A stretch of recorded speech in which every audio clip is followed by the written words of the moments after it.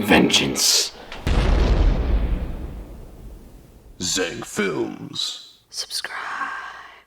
Hello and welcome to the first viewing. So, yesterday I saw The Batman, directed by Matt Reeves, starring Robert Pattinson. The sharp high contrast and all of the neon is absolutely beautiful, and it mixes really well with the gorgeous camera work. These are some of the most unique shots I have ever seen. Nothing in this film really looks bland, and there are a lot of really cool GoPro style shots in a lot of the action scenes, like the car chase, and a few others that look really cool. They really elevate this film to another creative level that makes the visuals a lot more stunning. The style and tone of this film is literally perfect. I could not think of a better style and tone for Batman. It feels a lot like one of the Arkham games. And fight scenes in this film were shot really well. They look gorgeous. They're really well choreographed, but they're also shot with lots of wide shots and mid shots that last a really long time to make it really clear what's going on. You can tell what's going on really well, which is something that a lot of Batman films, especially Batman Begins, did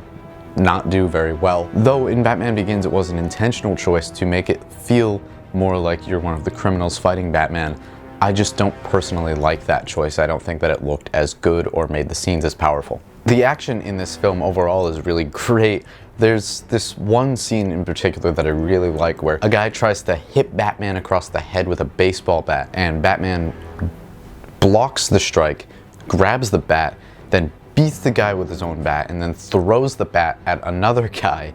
It feels a lot like one of the combos in an Arkham game, and again, makes the film a lot more entertaining and a lot cooler. It makes the fighting especially look a lot more realistic. Now, Robert Pattinson is an absolutely incredible actor.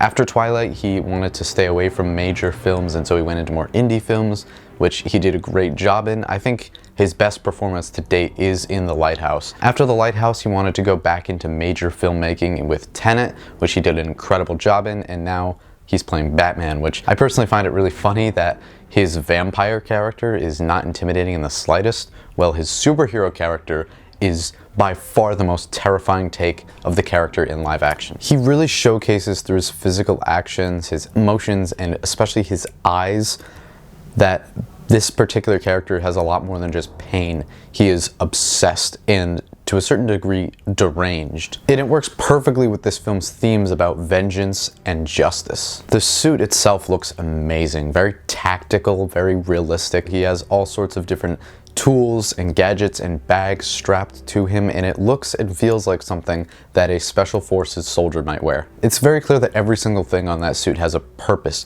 Even the bat symbol across his chest is actually doubling as a knife.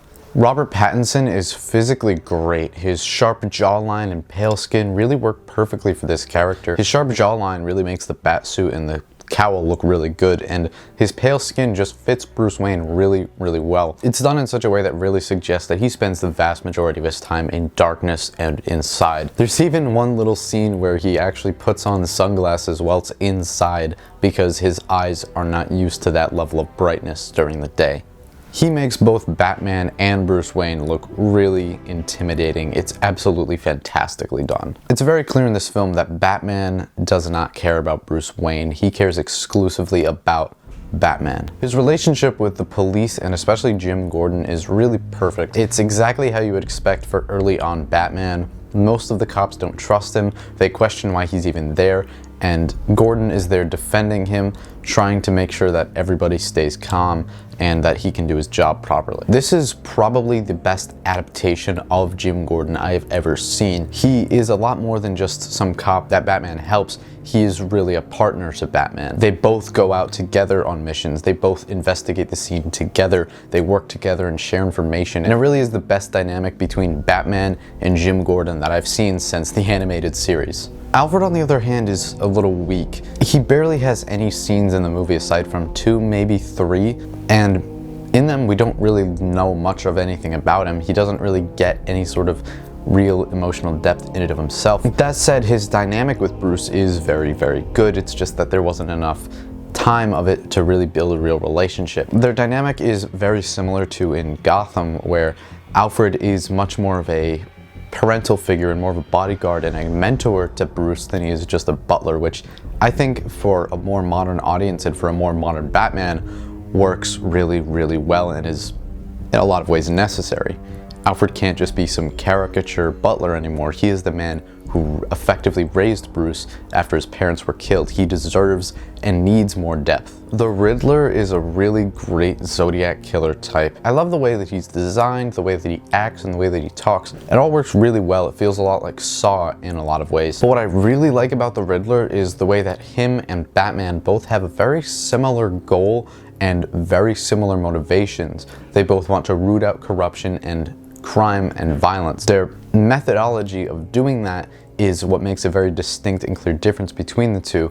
A difference that ultimately makes the difference between a hero and a villain. A difference that I think in such a massively political time, many more people need to be able to understand and make that distinction. The music in this film was obviously amazing. I've been listening to the soundtrack a lot up until seeing it and continuing to afterwards, but really hearing those songs in the movie absolutely elevated every scene of it, and I was really shocked to see that they actually used the Nirvana song Something in the Way from the trailer in the film twice. That's just really cool. And they did it in a way that actually suggests that Bruce Wayne was unironically listening to the song while going through a bunch of evidence, which, based on the way that they characterize this guy, that makes a lot of sense. It makes a lot of sense to me that this particular Bruce Wayne would just be sitting in the Batcave listening to Nirvana. You've heard it 1,000 times, but this film really does feel like a noir detective story. It's done in a way that really is fantastic. Matt Reeves said that he wanted to really tell the story of the world's greatest detective, which is something that in live action has not really been done at all. I mean, there were some scenes of him investigating in The Dark Knight and Batman Begins, but none of it really was as in-depth and as integral to the plot as it was in The Batman. Batman learns a very important and necessary lesson in this film. One of the earliest Batman lessons is to make the distinction between vengeance and justice, and to choose justice over vengeance. In the beginning of the film is when you see that famous scene where Batman says, "I'm vengeance," and by the end of the film, he starts to realize that that's not necessarily the right way to go about it, and I really think that it was done very brilliantly in this particular story. In this film, he learns the classic Batman motif: justice, not vengeance. Overall, I think this was a really, really great film. Gorgeous visuals, absolutely beautiful music, amazing action scenes, and really, really great lessons and morality, along with incredible character dynamics, and creating what is probably one of the best incarnations of the character Batman in live action history. It has some weak points, especially in character depth from certain people like Alfred and Jim Gordon, and even the Riddler to a certain degree. But overall, it is one of the best Batman and one of the best superhero films I have ever seen. Thank you all for watching this installment of The First Viewing. If you enjoyed, please leave a like, comment, maybe even subscribe, maybe share the video with a friend. We love when people share the video with a friend. Thank you all again for watching, and have a nice day.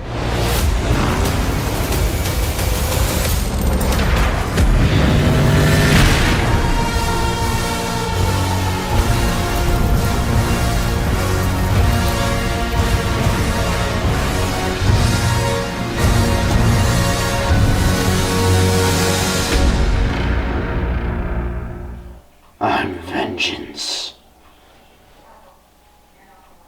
I'm vengeance. I'm vengeance.